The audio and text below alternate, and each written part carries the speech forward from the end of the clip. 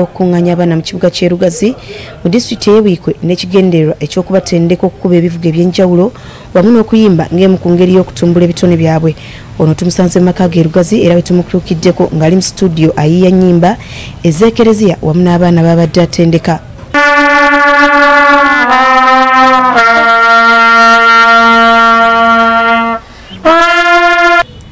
Kakooza agamba nti Katonda buli muntu yamuwa obudde bungi wabula abamu tebamanyi kubukozesa bulungi.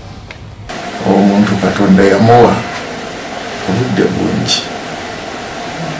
Ye yennyini yalina okutereeza obudde bwe.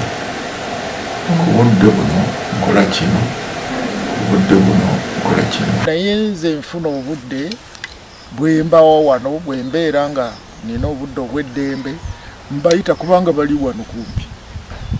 Kubira bakadde baabwe essimu ne babaweereza ne bajja ne tuyigayo essaawa emu ne baddayo.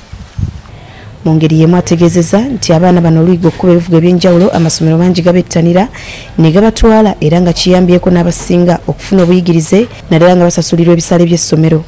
Kakati ekiva mu ekyo abasomesa oba abakulu b'amasomero baba baagala abaana bano mu masomero gaabwe aga sekendule. Awo nno baba wasikaala ne bagenda okusoma mu masomero aga sekendule.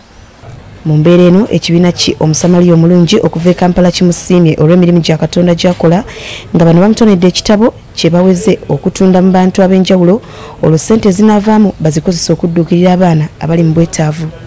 Tuzze okukwanjulira emirimu egikoleddwa mu butongole mu myaka 12 mu kitongole ky'Omusamaliya omulungi era bino bisangibwa mu kitabo kino kye tukusitulidde ekikola ripooti yaffe.